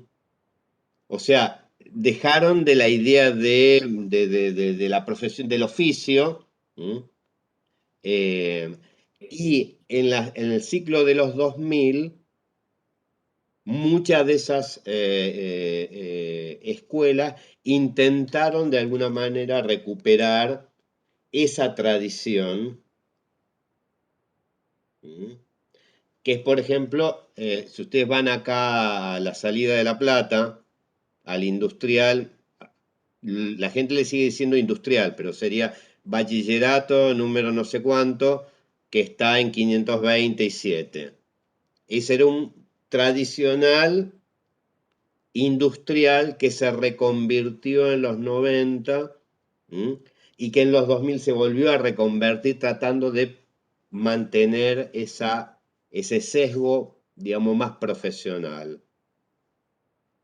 Y en su estructura era también diferente. Creo que hoy por hoy es igual en el sentido de que los que están, por ejemplo, yo hice un bachiller en el normal número 3 en La Plata, Ujú, pero yo he visto que, por ejemplo, los chicos, aún acá también en Berisso es la misma metodología en cuanto a los tiempos, que ellos tienen doble escolaridad, ujú.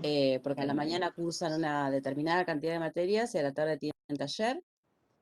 Y nosotros, bueno, los que hicimos bachiller era una estructura de ir determinada cantidad de horas a la mañana o a la tarde. Exacto. Lo que pasa es de que la paradoja es la siguiente. Vos tenías en esas escuelas técnicas, tenías los profesores de historia, letras, etcétera, etcétera, formados o en institutos o en la universidad, y tenías los maestros de taller, que eran, Ah, muchos no tenían títulos docentes, sí tenían de oficio. Entonces, ahí tuviste que reconvertir, por un lado profesional, a esa gente en el mismo momento que desaparecían esas orientaciones. Entonces, claro, te quedaron escuelas que para mantener, porque la forma en los 90 de poder avanzar esa reforma es decir, nadie va a quedar sin laburo. claro. Entonces, por Acá en ejemplo, Berisso hay un solo colegio industrial y alberga una cantidad de chicos enorme. Tienen no sé qué cantidad de comisiones. mm, Por ejemplo, cuando ingresan al primer año, mm, eh, no sé si es incapacidad, tienen 30 o 38 alumnos por aula, pero mm, mucha cantidad de comisiones. incluso para poder entrar tienen que ir por sorteo. Exactamente. Ahora, pero yo te digo, sería interesante ver esa escuela industrial, qué títulos da. Ajá, Porque, ya te digo, de los 90, la idea de esas escuelas daban título de, por ejemplo, maestro mayor de obra. Esa persona estaba habilitada para construir una casa, no podía ser un segundo piso, sino una casa de un piso, de una planta, mejor dicho. ¿Mm? sí. Técnico electromecánico. ¿Mm? Esa idea que en los 90, mejor dicho, que históricamente tenía que ver el nivel que preparaba para el puesto de trabajo, ¿Mm? Se decía de que en el mundo del trabajo cada vez más iban a desaparecer las profesiones, que había que preparar algo más amplio. ¿Mm? Bueno, eso fue la justificación de pasar de esas modalidades a bachillerato en administración, bachillerato en ciencias sociales, bachillerato, etcétera, etcétera. En los 2000, Antes, sí. ¿sí? Antes era como que la prioridad o lo que se decía, ¿no? Que tenía que tener la persona un oficio. O sea, hubo un tiempo que no se hablaba tanto o sea, más a nivel profesional. Es como que le daban como si fuera más prioridad, no sé si es la palabra justa, pero a que tenga un oficio, a que salga con algo ya en las manos como para poder emprender la parte laboral. Por un lado está eso, Mirta, pero por otro lado vos pensás de que si vos ves la expansión del nivel medio, en los 90 la discusión es de que el nivel medio todavía seguía siendo muy restrictivo. Sí, O sea, el punto es de que como era restrictivo, las chances de los distintos sectores sociales estaban muy asociados a qué elección tenías. Quienes tenían más resto, más espalda, bueno, podían ir al bachillerato, que significaba de que iba a seguir estudiando, o ir a las otras opciones de que sin eh, negarte la posibilidad de seguir estudiando, era la idea de que voy a estudiar y trabajar, voy a hacer las dos cosas. Entonces, hago escuela técnica o hago perito mercantil o hago, digamos, o hago el magisterio a la noche. Entonces, digamos, doy clase y estudio. eh, eh, porque en realidad el nivel medio aparecía como un nivel de filtro. Cuando se masifica y significa que hay más escuelas. ¿Mm? Hoy hay escuelas medias en los barrios. Si claro. ustedes van por el centro de La Plata, esas eran los colegios de la ciudad. O sea, uno hacía la primaria en el barrio y se tomaba el micro para ir al Normal 1, al Normal 2, al Normal 3, al Claro. Comercial de Diagonal 80, al Industrial de 1, al Nacional. Hoy hay escuelas en los barrios, Profe, Mm. ¿sí? tiene que ver con, en una Tenti Fanfani, si bien no profundiza tanto, habla de que como que se ha movido el piso de obligatoriedad social en cuanto, me imagino, a la certificación, ¿no? Que te pedí el trabajo en cuanto a la escolaridad, y que por eso la secundaria ha dejado de tener el rol o la función de selección social que, bueno, hemos visto en la materia que iba por ahí, la escuela Es media. cierto. Lo que sí le agregaríamos a digamos, a esa idea que es importante, cuando un nivel se masifica, pierde valor de selección. O sea, cuando todo Claro. el mundo tiene lo mismo, ¿cómo haces para diferenciar? Es cierto eso, pero también diríamos de que pierde valor de selección porque la credencial es más general. Diríamos, cuanto más general es la credencial, menos capacidad de discriminación tiene, de selección, digo.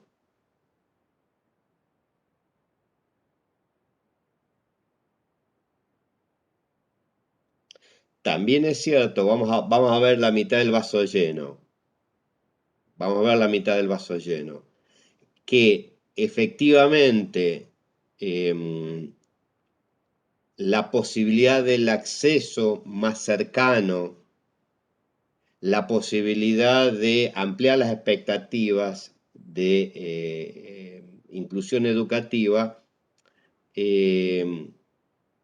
generan en cierta manera un efecto, digamos, de aliento a seguir ampliando ese nivel. Lo dije medio complejo, digo, cuando son pocas escuelas, te quedan lejos y te cuesta guita, y bueno, los que tienen menos guita dicen, bueno, pibe, tenés que ir a laburar. Ahora, si la escuela está más cerca, hay un clima social, digamos, eso en la conciencia de los sectores sociales es importante, alienta en cierta manera. Ahora, ¿qué es lo que se empieza a observar en los 90, pero ya en los 2000? Que el problema no es tanto en Argentina, estamos hablando solo de Argentina, que el problema no es el acceso, sino la permanencia y el egreso. Porque acceder, si vos tenés escuelas en tu barrio, no es el problema que tenés que tomar un micro, que tenés que, no sé, no. Que el problema aparece con la idea de retener o continuar, permanecer y egresar. Hay flujos de matrícula del nivel medio que dice de 5 secciones que empiezan en el secundario llegan a quinto 1,5.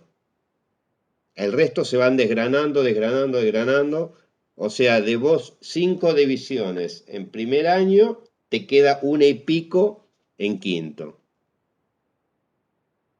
Entonces, ahí hay otro problema que tiene que ver con cómo está funcionando eso, y que ya la discusión no es tanto del acceso, sino de permanecer y egresar.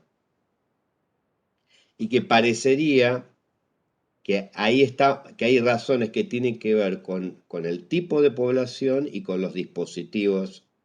Es un poco la discusión inicial de nosotros.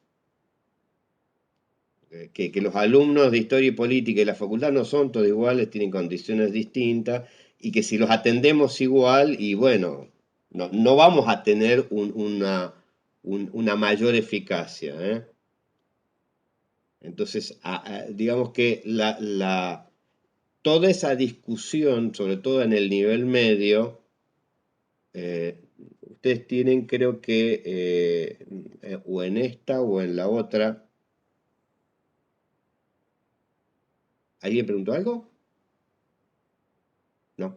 El texto de Flavia Terigi, no sé si lo tienen para esta o para la otra. Creo que para la próxima clase. Bueno, ese texto es muy interesante por lo que dice Flavia, es de que, bueno, además de ser complicada la situación, está complicado cómo reformar, cómo hacer más amigable el nivel medio a esta heterogeneidad de sectores. Amigable, ¿por qué? Y porque 12, 13 materias espantan a la mayoría, con un modelo de profesores por hora que saltimbanquean de una división a otra, y con regulaciones del trabajo docente también muy rígido. Entonces vos decís, bueno, perdón, del currículum muy rígida. Lo tenés la distribución de materias, la distribución de los cargos por hora y las rigideces de la estructuración del currículum, y hace difícil que uno pueda pensar formas más dúctiles según públicos. De hecho, bueno, se nota que me encantó el texto de Tenti Fanfani porque me acuerdo todo, pero en una hablaba de que, digamos, no me acuerdo si hablaba en términos de capital cultural, pero que a mayor distancia entre el capital cultural que traían los pibes y también los tiempos y del calendario que manejaban los pibes, a mayor distancia eso con la escuela, había menos egreso, menos permanencia. Y claro, digamos, en esa discusión de qué onda la autonomía de las escuelas. Digamos, cuanto mayor se pueda adaptar a los tiempos, los ritmos de esa población. Bueno, ahí lo introduce como debate, ¿no? Pero está bueno. No, en realidad el texto es muy bueno porque te plantea las tensiones y contradicciones que tiene esa situación. Es como que la conquista de la expansión está atada con alambre si si eso no va acompañado de otros dispositivos. Tal cual, porque, digamos, la autonomía en cierto sentido sería más abandono que inclusión, en cierto sentido. No, me pareció fascinante. Vos sabés de que ustedes saben que una de las discusiones del año pasado, pero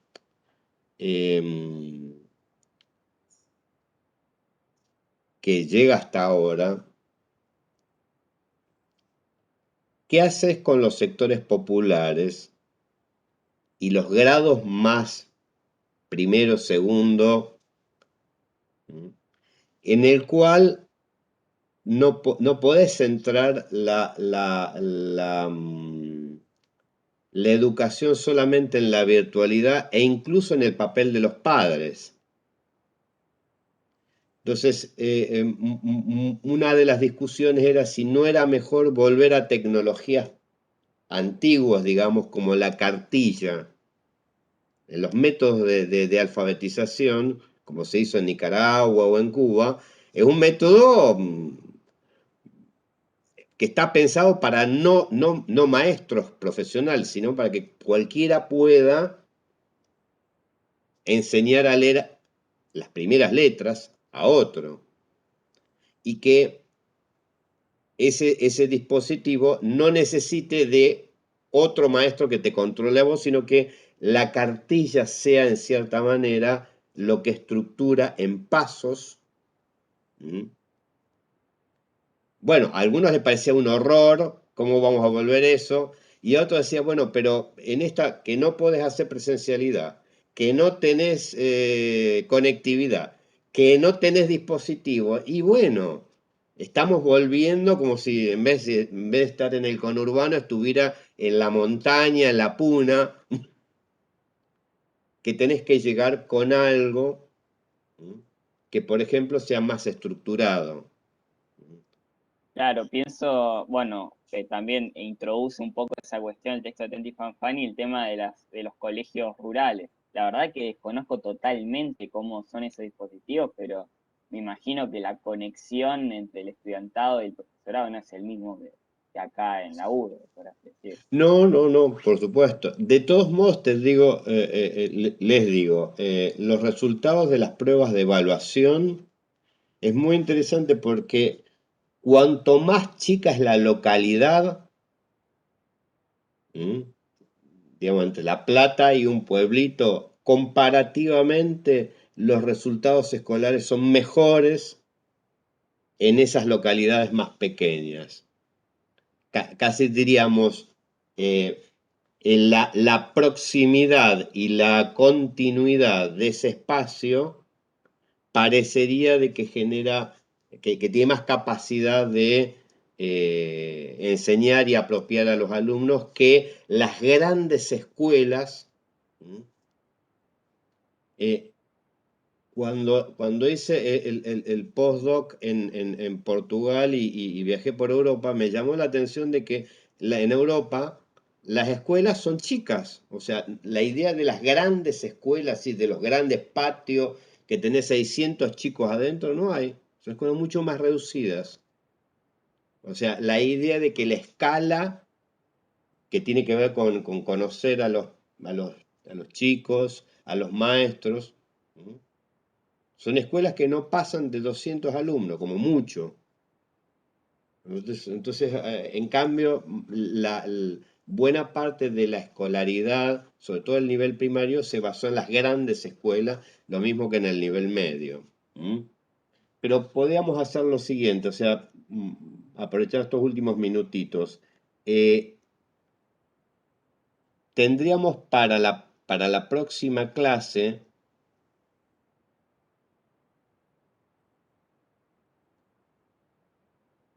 a ver, voy a ver si podemos compartir pantalla, así.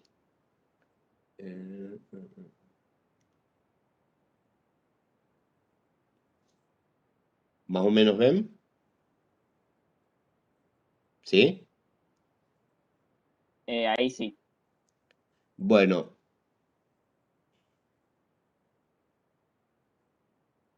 esta sería la...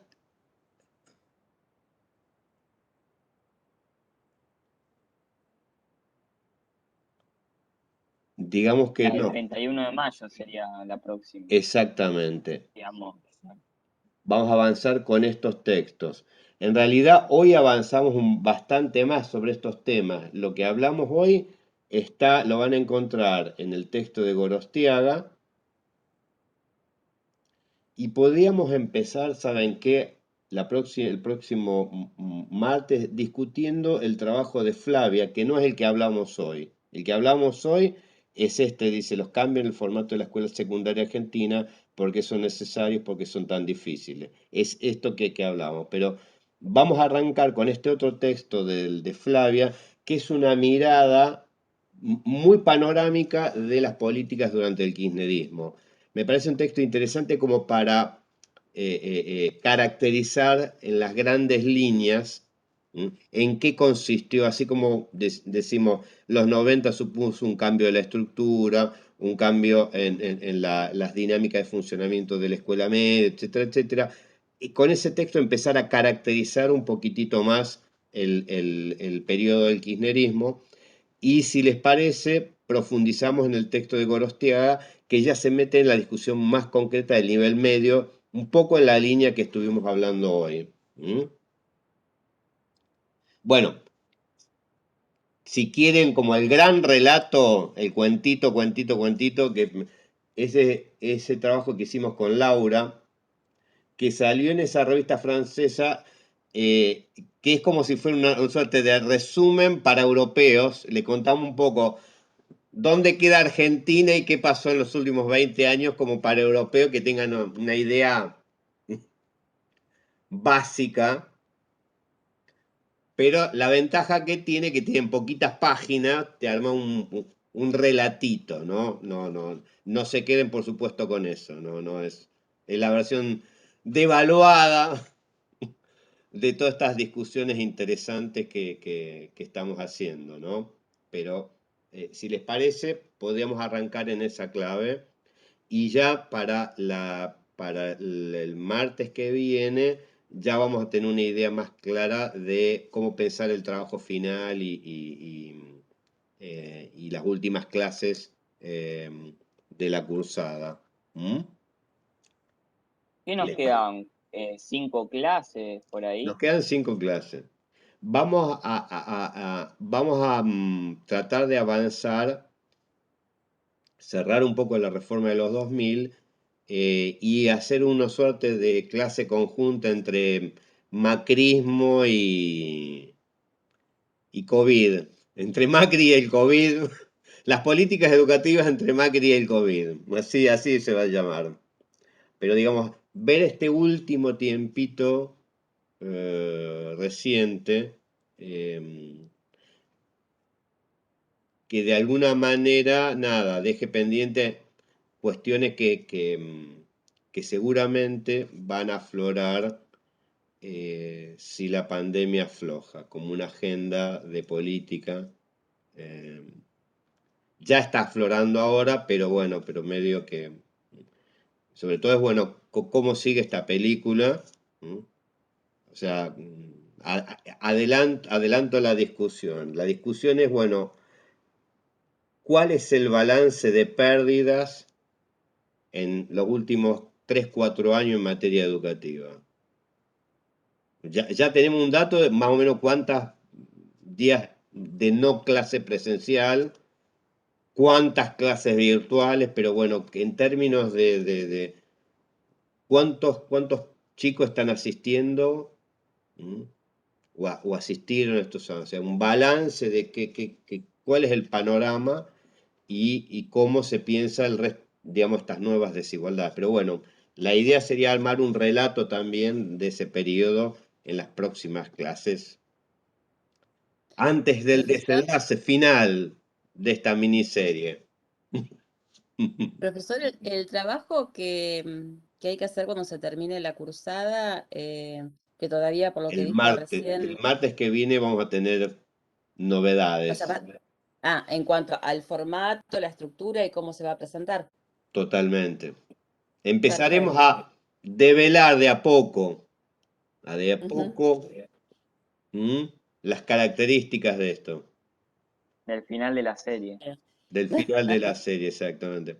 Que ustedes son los personajes principales, dicho sea de paso. Chicos, que tengan muy buena semana. Me encantó volver a Gracias, verlos. igualmente. Igualmente. Chau, chau. Hasta Chao, luego, chao, chao. gracias.